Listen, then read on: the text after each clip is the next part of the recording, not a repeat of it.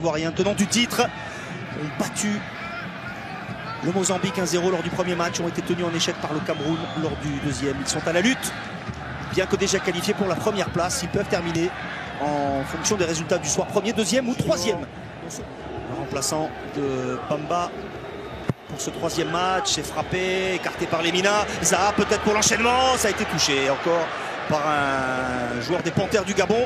Didier Ndong en l'occurrence, nouveau corner de l'autre côté. Quelle qualité de déplacement quand même chez Kessié pour se rendre. Attention, ils se sont gênés là, Opéry et Agbadou avec Bouanga, il est seul. Parce que évidemment c'était une erreur individuelle, donc on n'a pas forcément suivi. Averlan, l'enchaînement Averlan, l'Amiénois, c'est fermé, le ballon repoussé et au fond des filets, l'erreur de main d'Alban Lafont, 1-0 pour le Gabon. Parce que Kanga a suivi ce ballon relâché par l'ancien gardien de Nantes et de Toulouse, la grossière erreur qui permet au Gabon, après 10 minutes de jeu, de mener 1-0 ici face à la Côte d'Ivoire.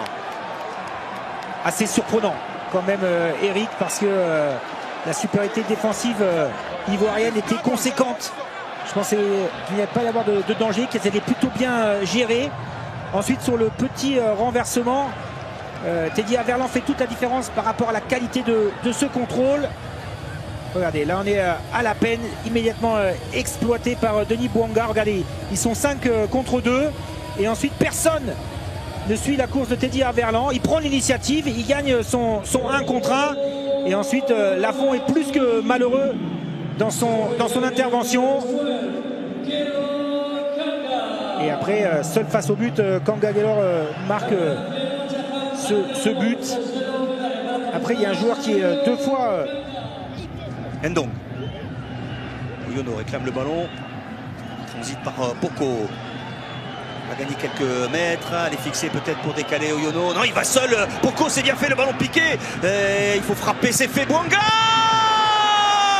Le voilà! Le voilà, le but de Denis Bouanga en phase finale de CAN au meilleur moment. Pour donner un avantage de 2 buts aux Panthères du Gabon. 2-0 après 20 minutes de jeu. Pour le Gabon face à la Côte d'Ivoire. Ce qui fait toute la différence sur cette action, c'est le déplacement de Poko. Il est à l'intérieur, il vient se faufiler entre les lignes, proposer une solution propre. On pense qu'il va faire appui soutien, qu'il va jouer en triangle. Non, il se retourne vers l'avant. Et ceux qui connaissent Poko savent qu'il va accélérer, attaquer l'espace, balle au pied. Et ensuite, il trompe toute la défense ivoirienne. Sous le regard de Yaya Touré, il me semble. Et donc derrière il trouve Denis Bouanga à l'opposé. Ça c'est juste la conclusion, la qualité du déplacement au départ est superbe. Ensuite c'est plutôt bien arbitré parce qu'on a vu Poko réclamer une main. Mais là encore une fois, Opéry est en difficulté dans son comportement défensif. Et ensuite la classe de Denis Bouanga, la qualité de son pied permet aux Gabonais de mener 2-0.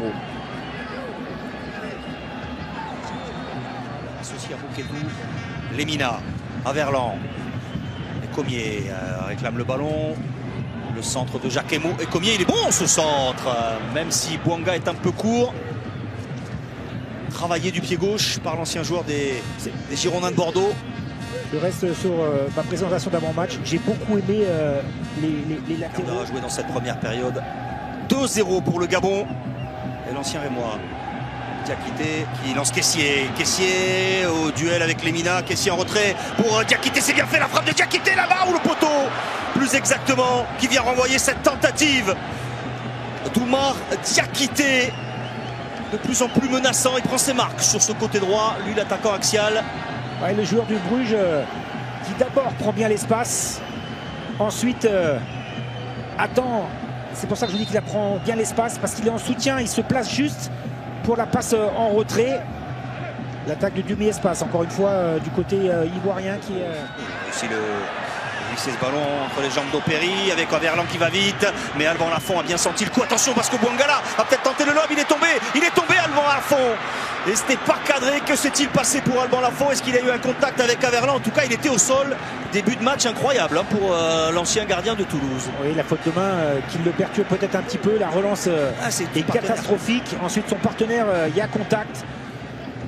Dégagement de Mouketou.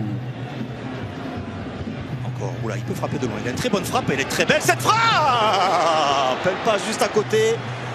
Mais là aussi, il y a une prise d'initiative chez ce jeune garçon de 19 ans. Oui, ça crée quelques frissons dans les tribunes, mais quand on voit la réaction de François Bécalé, regardez, tranquillement, il le lit, il l'accompagne. Non, il le voit depuis le début que cette frappe sort du cadre. Dans le replacement, la fermeture des couloirs pour Poko et Averland. C'est bien fait, Crasso pour Zaha. Zaha, dans un angle fermé, préfère ouvrir, c'est magnifique. Collectivement, la réaction des éléphants de Côte d'Ivoire avec ce but de Jean-Philippe Crasso qui était au départ de l'action. C'est lui qui fixe, qui s'appuie sur Wilfried Zaha, la remise parfaite. Accompagner ce ballon dans les filets gabonais par le buteur du Paris FC. Qualité de buteur, encore une fois, chez Jean-Philippe Crasso. Ce travail de finition en une touche. Dans la construction, je voulais parler du rôle hyper important pour éviter de se faire rattraper, la réduction du score. Zaha qui joue bien le coup, n'a pas réussi à se replacer complètement dans la largeur, l'intervalle est pris. C'est vraiment le rôle de l'adjoint de mettre son coach principal en éveil. Les Commiers est passé, les Commiers s'infiltrent, le centre des Commiers, il rate le cadre, incroyable. Loufilou Ndela, l'ancien d'Ajaccio, il était parfaitement servi dans l'axe à quelques mètres du but, c'est au-dessus. On en parlera de cette action, Eric, au niveau de la comptabilité. Enfin, il n'y a pas d'appel tranchant. La de Poko lui permet de récupérer le ballon, c'est parti avec Bouanga, l'accélération d'Averland. Bouanga pour aller fixer, donner ce ballon à Averland, c'est fait, Averland ouvre le pied au-dessus. Il a choisi de frapper fort plutôt que d'ouvrir et c'est au-dessus des buts d'Alban Lafont, encore un contre fulgurant pour le Gabon. Oui. La première tout à l'heure avec la reprise ratée de Loufilou, là celle-ci d'Averland. Autant en première période ils avaient quasiment 100% de réussite. Diakité. Préparé Commiers, c'est remis dans l'axe avec Inao. L'espace là-bas à gauche est bien fait avec Touré pour un premier ballon. Deuxième possibilité pour Inao, il la brosse cette fois, c'est au-dessus encore. Ça tient du côté gabonais.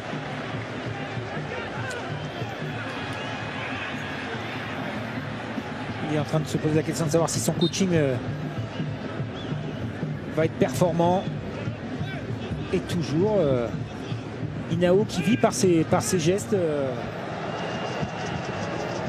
Pour Hamad et la Côte d'Ivoire, c'est au-dessus.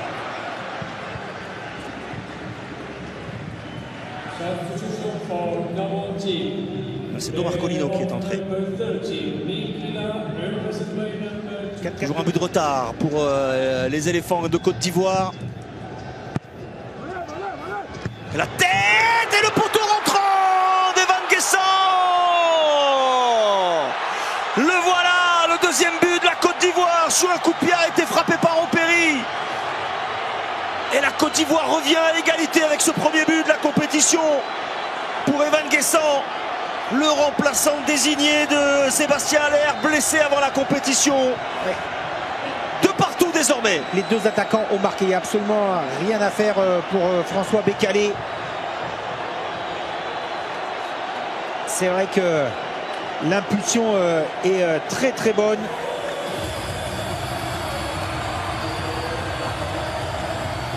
C'est Opanda qui lâche le marquage. Regardez, c'est lui qui est alors. Il est dans la zone. C'est sa première canne. De l'espace là-bas pour Opéry. Il y a du monde dans la surface. Opéry pour Guessant. Guessant lobé. La bicyclette de Hamad. Elle est contrée par Ecomier. La frappe dans le second temps. Série qui a pris le brassard au-dessus. Il avait armé la reprise acrobatique. Hein. Elle partait bien. Ah oui, elle partait bien, mais c'est Ecomier qui la contre. Oui, parce que là, il est au contact, à distance d'intervention. Encore une fois, dans les côtes flottantes. Lemina. Allez, un dernier baroud d'honneur pour les Panthères du Gabon. On approche du temps additionnel.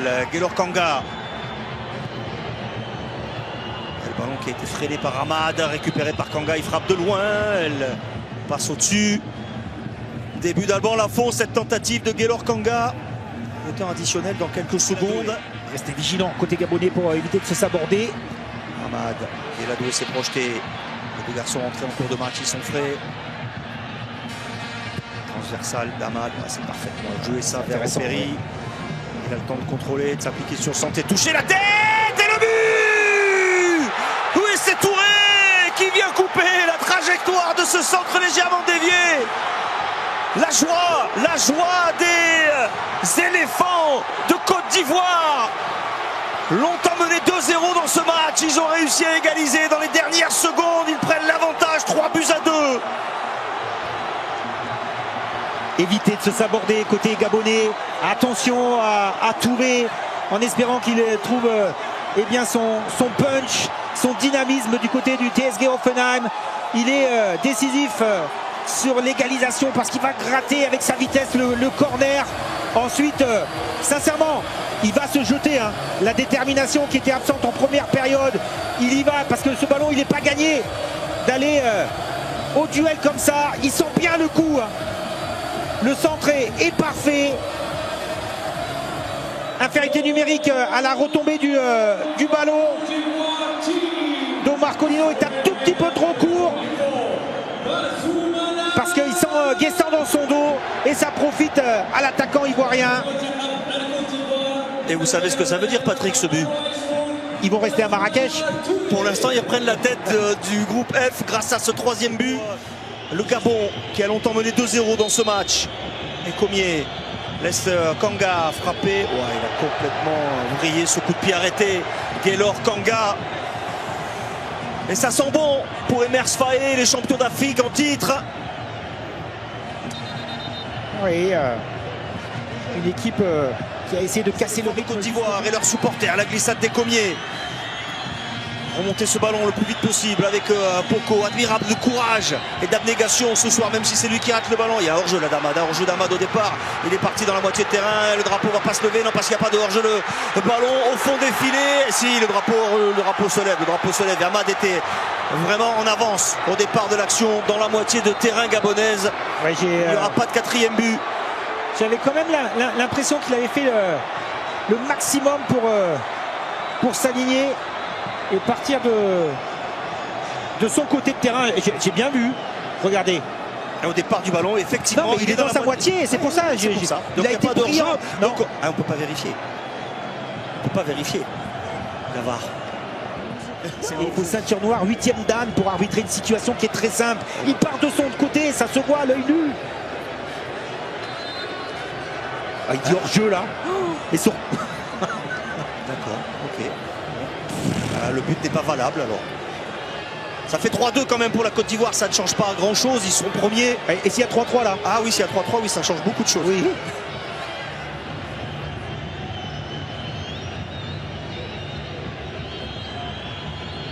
Un ballon dégagé avec une frappe peut-être, ils vont trembler jusqu'au bout. Lemina, il faut le faire sortir de la surface évidemment pour ne pas concéder de pénalty. Le travail de Guessant, ça va revenir avec Kanga, le travail d'Amad pour gêner. Gaylor Kanga, il s'est arraché, Amad c'est lui qui gagne ce ballon et il allait gagner le coup franc avec la fin du match. Amad qui réclame la fin du match, il est exaucé par l'arbitre, c'est terminé. Fin de match un peu échevelé, un peu étrange, mais la Côte d'Ivoire s'impose 3-2 et continuera l'aventure à Marrakech pour les 8e de finale face au Burkina Faso en terminant en tête de ce groupe F devant le Cameroun et le Mozambique. C'est pas toujours hyper sécurisant, mais par contre c'est hyper séduisant avec la Côte d'Ivoire. Il se passe toujours quelque chose. On l'avait vu aussi face au Cameroun avec un match avec extrêmement d'intensité. Là l'intensité elle est par rapport à l'évolution du score.